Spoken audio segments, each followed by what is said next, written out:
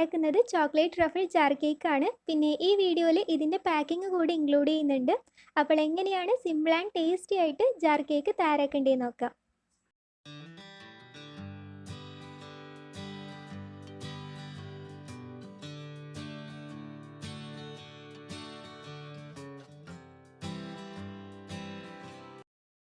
പിന്നെ നമ്മുടെ ഒരു സബ്സ്ക്രൈബർ തന്നൊരു ഓർഡറായിരുന്നു ഈ ജാർ കേക്ക്.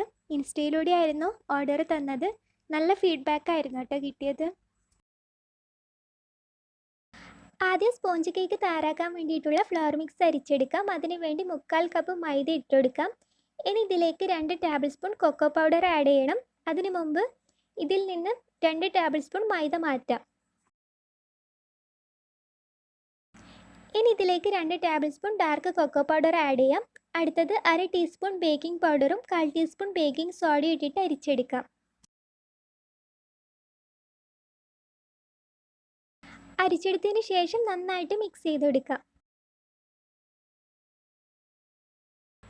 ഇനി ബാറ്റർ തയ്യാറാക്കാൻ വേണ്ടിയിട്ട് 3 മുട്ടയിലേക്ക് 1 ടീസ്പൂൺ വാനില എസൻസ് ആഡ് ചെയ്ത് ബീറ്റ് ചെയ്യാം.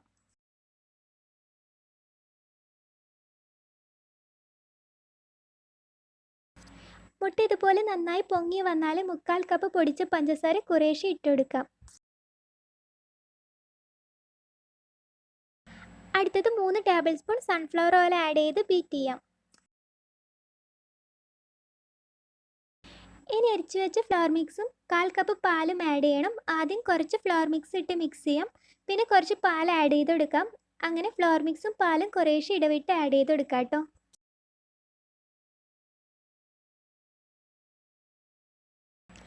അങ്ങനെ കേക്ക് ബാറ്റർ ഇവിടെ റെഡി ആയിട്ടുണ്ട്. ഇനി ഇത് ബേക്ക് ചെയ്തെടുക്കാം. ഇവിടെ 7 ഇഞ്ചിൻ്റെ ഒരു മോൾഡ് ഓയിൽ ബ്രഷ് ചെയ്ത് ബട്ടർ പേപ്പർ വെച്ചെടുത്തിട്ടുണ്ട്. ഇനി ബാറ്റർ ഇതിലേക്ക് ഒഴിച്ചിട്ട് ഒന്ന് ടാപ്പ് ചെയ്ത് കൊടുക്കാം.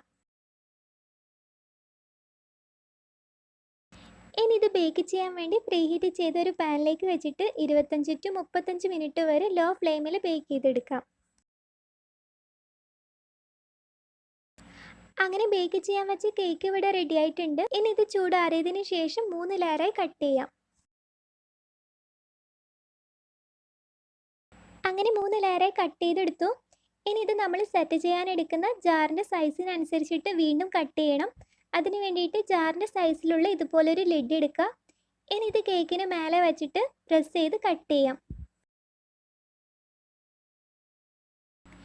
ഇതുപോലെ തന്നെ ബാക്കിയുള്ള 2 ലെയേഴ്സും കട്ട് ചെയ്തെടുക്കാം. അങ്ങനെ എല്ലാം ഇവിടെ ഇതുപോലെ കട്ട് ചെയ്തെടുത്തിട്ടുണ്ട്. ഇനി ഇതൊരു സൈഡിലേക്ക് മാറ്റി വെക്കാം. അടുത്തത് ചോക്ലേറ്റ് ഗണാഷ് തയ്യാറാക്കാം. ഇവിടെ 125 ഗ്രാം ഡാർക്ക് ചോക്ലേറ്റ് എടുത്തിട്ടുണ്ട്. ഇനി ഇതിലേക്ക് 1/2 കപ്പ് വിപ്പിംഗ് ക്രീം ആഡ് ചെയ്യാം. രണ്ടും സെയിം റേഷ്യോയിലാണ് കേട്ടോ എടുക്കേണ്ടത്. 1/2 കപ്പ് വിപ്പിംഗ് ക്രീം 125 ml ആണ്. ഇനി ഇത് ഡബിൾ ബോയിൽ ചെയ്ത് മെൽറ്റ് ചെയ്തെടുക്കാം.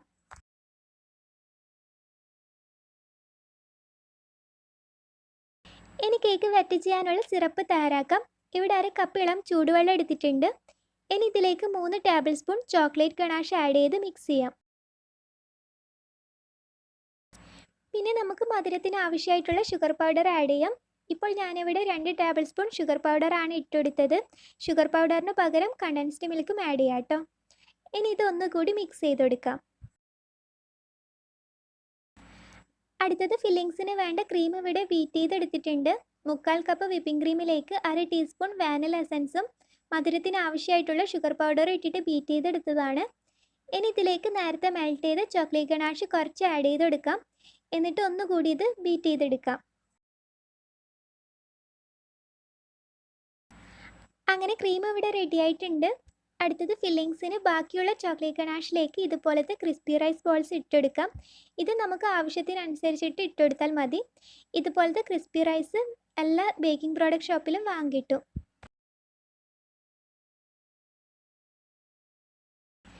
ഇനി എങ്ങനെയാണ് ജാറ് സെറ്റ് ചെയ്യേണ്ടതെന്ന് നോക്കാം. ഇതുപോലൊരു ജാർ എടുക്കാം. ഇത് 200 ml ജാറാണ് കേട്ടോ. ഇനി ഇതിലേക്ക് ഫസ്റ്റ് ലെയറായി കേക്ക് പീസ് വെച്ചിട്ട് ഒന്ന് പ്രസ് ചെയ്ത് കൊടുക്കാം. ഇനി നേരത്തെ തയ്യാറാക്കിയ സിറപ്പ് കൊണ്ട് വെറ്റ് ചെയ്യാം. അടുത്തത് വിപ്പിംഗ് ക്രീം ഒരു ഐസിങ് ബാഗിലേക്ക് ആക്കിയിട്ട് ഇതുപോലെ ചെയ്ത് കൊടുക്കാം.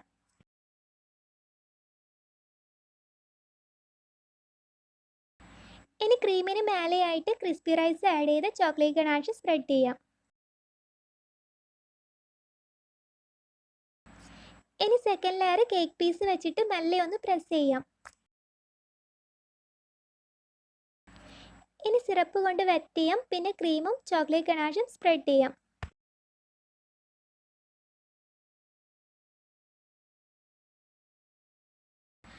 അടുത്തത് ലാസ്റ്റ് ലെയർ വെച്ചിട്ട് വെറ്റ് ചെയ്ത് ക്രീമും ഗനാഷും ആഡ് ചെയ്ത് കൊടുക്കാം.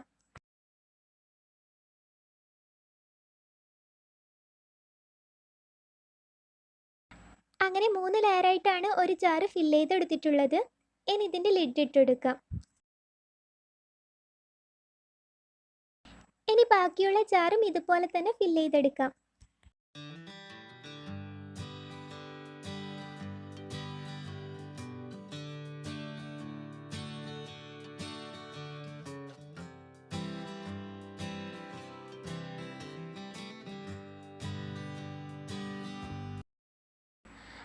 അങ്ങനെ 5 ജാർ ഇവിടെ ഫില്ല് ചെയ്തെടുത്തിട്ടുണ്ട്. പിന്നെ കട്ട് ചെയ്ത് ബാക്കിയുള്ള ചെറിയ കേക്ക് പീസൊക്കെ വെച്ചിട്ട് 1-2 ജാറൊക്കെ ഫില്ല് ചെയ്തെടുക്കാൻ കഴിയും. ഇനി ഇത് കുറച്ച് ടൈം ഫ്രിഡ്ജിൽ വെച്ച് സെറ്റ് ചെയ്യാം. ഇനി ഇത് സെയിൽ ചെയ്യാൻ വേണ്ടിയിട്ട് എങ്ങനെയാണ് സെറ്റ് ചെയ്യേണ്ടതെന്ന് നോക്കാം. ഇതുപോലൊരു സ്പൂണും റിബണും എടുത്തിട്ടുണ്ട്. ഇനി ഈ ജാറിന് സൈഡിലായിട്ട് ഈ സ്പൂൺ വെച്ചിട്ട് ഈ റിബൺ കൊണ്ട് കെട്ടി വെക്കാം.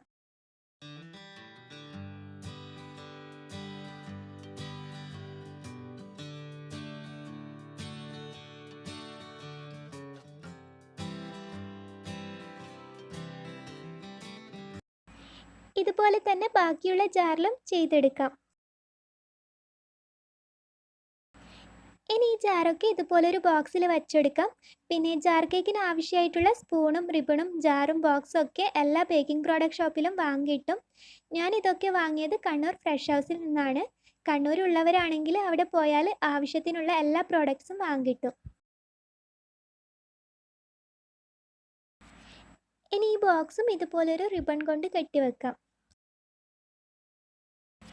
ഇനി ഈ ബോക്സ് ഒരു ക്യാരി ബാഗിൽ ഇട്ടിട്ട് ഡെലിവറി ചെയ്യാം. ഒരു ചോക്ലേറ്റ് ട്രഫിൾ ജാർ കേക്ക് 150 ആയിട്ടാണ് സെയിൽ ചെയ്യുന്നത്. ഓരോ ഫ്ലേവർ ജാർ കേക്കിനും റേറ്റ് ഡിഫറെൻ്റ് ആണ്. ജാർ കേക്ക് റേറ്റിൻ്റെ ഒക്കെ വീഡിയോ കുറച്ച് ദിവസം മുൻപ് ഇട്ടിട്ടുണ്ടായിരുന്നു. ലിങ്ക് താഴെ കൊടുക്കാം. കാണാത്തവരുണ്ടെങ്കിൽ അതൊന്ന് കണ്ടു നോക്കാം കേട്ടോ. അങ്ങനെ നമ്മുടെ ഇന്നത്തെ recipe chocolate truffle jar cake ഇവിടെ റെഡി ആയിട്ടുണ്ട്. നല്ല ടേസ്റ്റി ആയിട്ടുള്ളൊരു റെസിപ്പിയാണ്. എല്ലാവരും ഒന്ന് ട്രൈ ചെയ്ത് നോക്കുക. എന്നിട്ട് ഫീഡ്ബാക്ക് അറിയിക്കുക. ഇന്നത്തെ വീഡിയോ ഇഷ്ടമായെങ്കിൽ മാക്സിമം ഷെയർ ചെയ്ത് കൊടുക്കുക. അടുത്ത വീഡിയോയിൽ വീണ്ടും കാണാം. അതുവരെ ബൈ.